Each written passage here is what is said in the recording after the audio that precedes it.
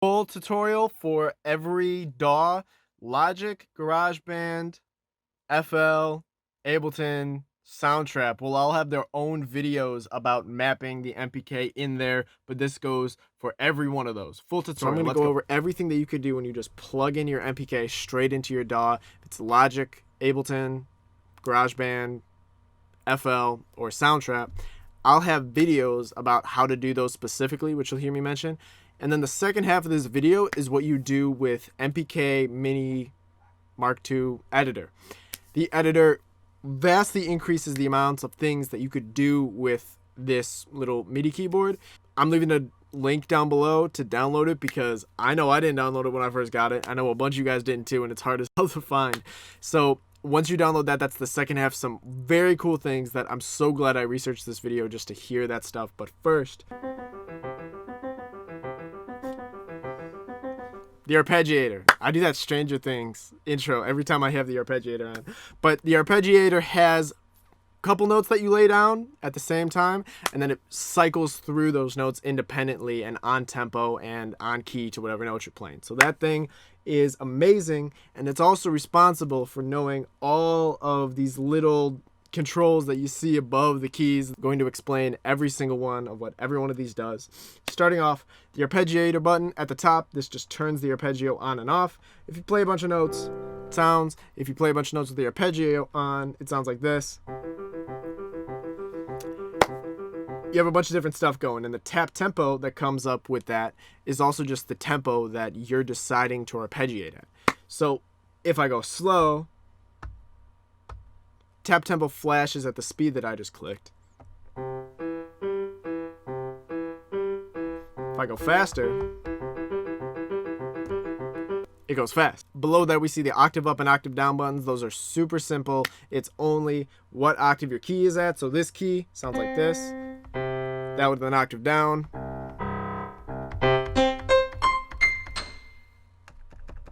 Can't even hear it. That goes all the way up, all the way down. I think it's 10 octaves it covers, so it's a huge keyboard that you could play in certain octaves at a certain time. Awesome that they have that, and it's super accessible. Right below that are the coolest ones. So full level applies to the pads. Full level says that no matter how hard or soft you play, the pad will be 100% hard, or the hard volume of whatever it is.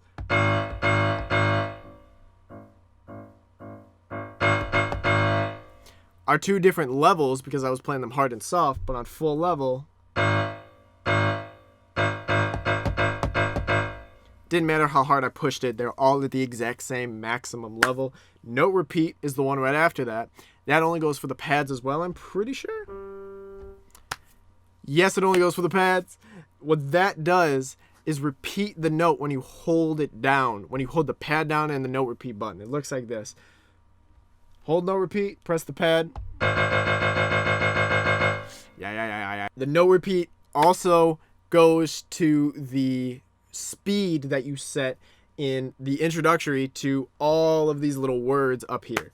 So these first, 3, 6, 8 settings are the speed of the arpeggio, and they're broken down like this, from a quarter note, 1/4, all the way to all of its triplets, and then 30-second notes and their triplets as well. So those are broken down based off musical notes. A quarter note is a quarter of the bar. So a quarter note on this tempo sounds like this.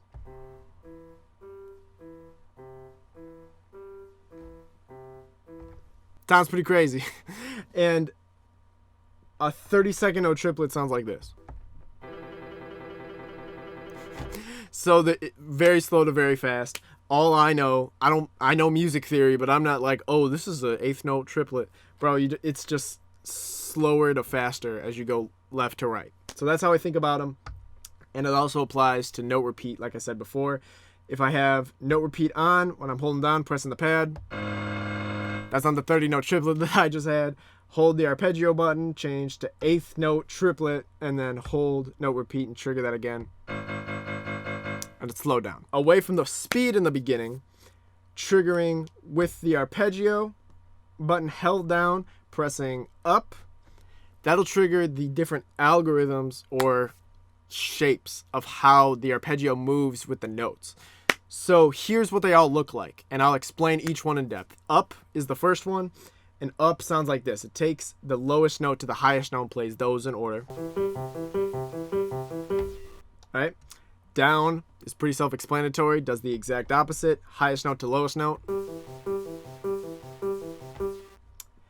Excel, lowest note to highest note to lowest note again. That's also how you get the Stranger Things theme. Incline, I think inclusive or incline, that does the same thing as Excel, but it stops at the top. You'll see what that looks like.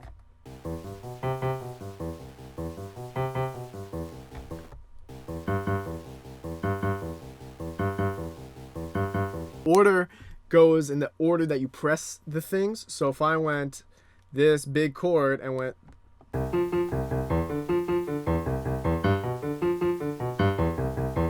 it goes in the order that I pressed them. That's basically it. After that is the last two. Random is pretty self-explanatory. And latch is what I was using in the beginning to keep the arpeggio going when I lift off, which is like a super cool feature, definitely for like performance with the MPK. Latch on with the Stranger Things theme.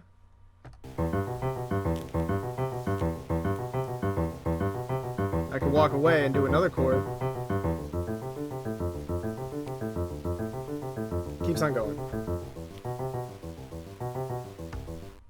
Pretty cool. Those are the first two sections, and the second two sections of all of these names up here is the octave settings for just the arpeggio, and those are pretty self-explanatory as well.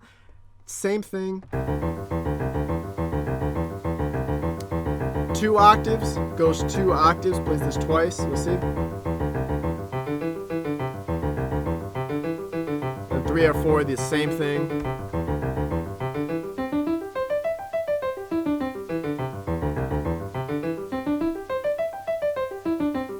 And swing is a feature that I'm so surprised they have on here. I see some things have a swing knob, but I'm surprised that this MPK, for the price that it was, has swing options. What you have been hearing this whole time is swing at 50%. So swing is 0 when it's at 50%. Swing sounds like this normally. You hear that it's like straight. It's like bum, bum, bum, bum, bum, bum. I'll put it all the way to 64% because that sounds like this. It's kind of skipping a little bit. You slow it down and you get to hear it even a bit more.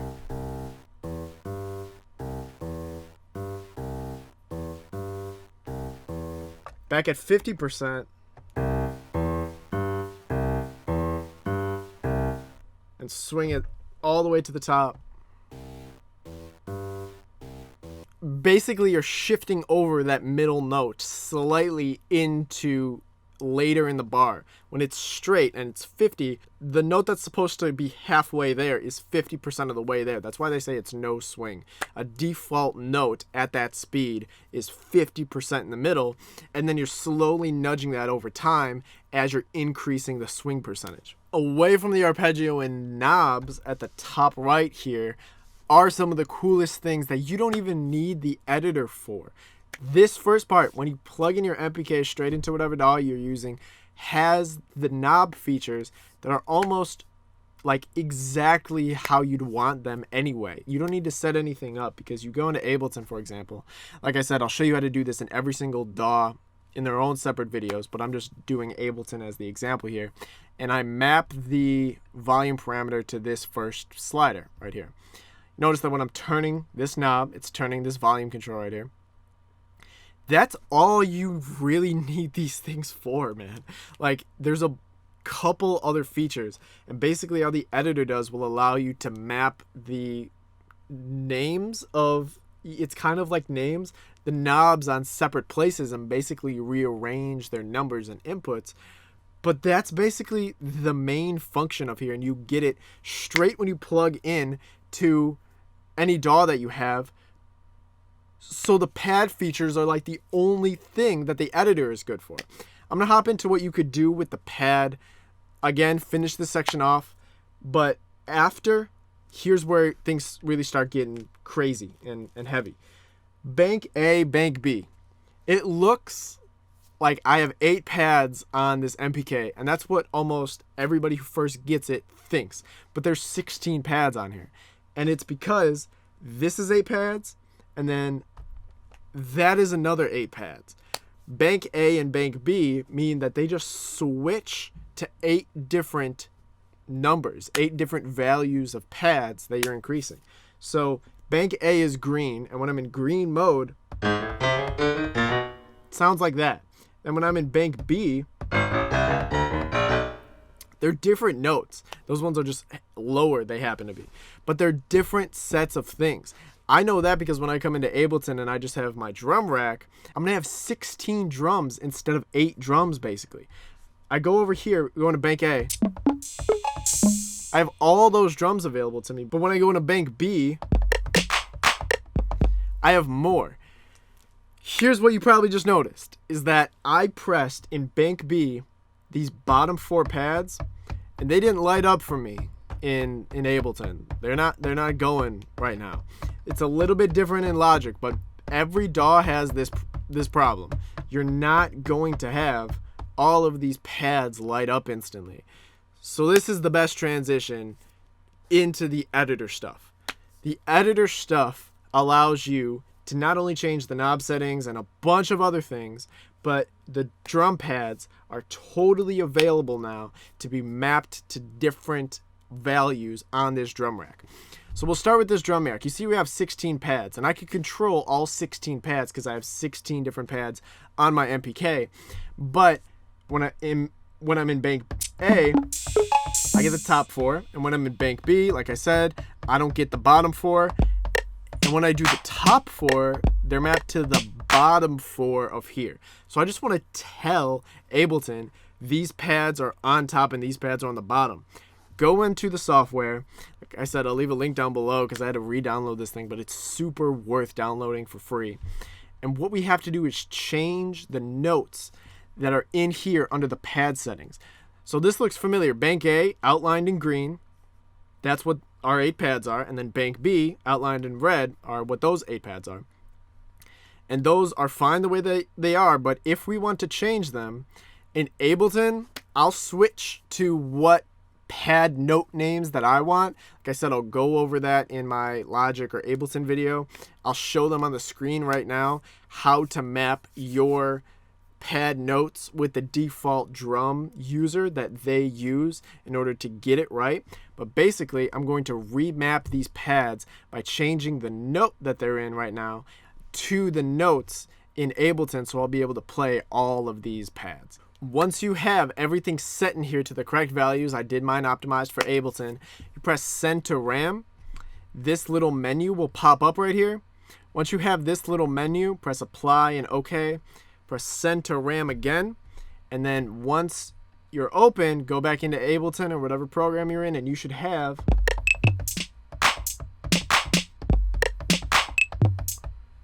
all 8 pads working exactly how you want them. So these 8 pads are good. Bank A are these 16. The second best thing you could do, remember all that arpeggio stuff that I just said?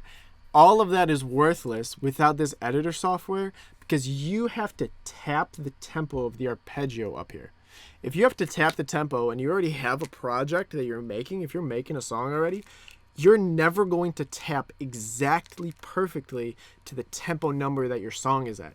Or you just have to record it before you start the song. This is how to set the tempo in your MPK's tap tempo directly centered to the program that you have. You just take the number that you have, 140 for Ableton for me, and then I plug it in down here and send it to the RAM. Once I have that, you'll notice that my arpeggio light went off automatically. I come back and it's automatically at 140 BPM. And we could test that because listen to the metronome.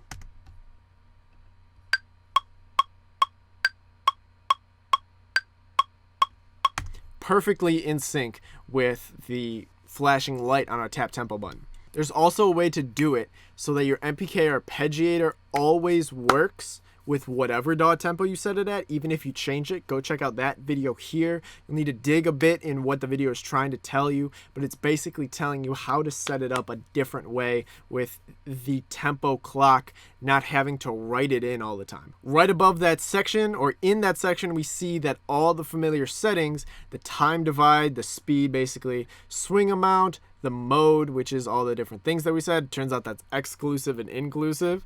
The octave, the latch on or off are all set in this arpeggio settings, and we could just type them in instead of holding the arpeggio button and clicking the different things that we have, the quick settings. We could type it in here and send it to the RAM, and then we're all good for the MPK. Right above it, we see transpose and octave, which is pretty familiar. The octave seems pretty normal, how we had it, right? Transpose allows you to just shift everything up one key. So now this key, so this won't be C anymore. If we transpose it up 3, it'll be 1, 2, D sharp, back down to 0, and it's back at C. Come up here to the knobs. This is the most head hurting. God, I hate that I had to do this for this video. MIDI CC is something that I had to learn on my own, and you'll see it's familiar in these knob settings. There's CC right there, CC2, CC3. On all the pads, there's CC5, 6, 7, 2. And then on the joystick over here, Y-axis says CC1. What is this CC thing that we're talking about? Once you get this in your head, you get to use this MPK to like its fullest potential. This thing is amazing once you understand this stuff. But it was so hard because nobody taught it to me. So that's what I'm here to do for you guys. CC stands for continuous control. And continuous control is the second part of MIDI. We think of MIDI notes as notes, right? Because it's like MIDI notes. But MIDI notes have note information and they have controller information. We're sending information with these knobs when we use them, just how we're using them, but they aren't really notes. We know that they're not notes that we're making when we're doing the knobs. So it's MIDI information still, but it's controller information. It's CC information from MIDI.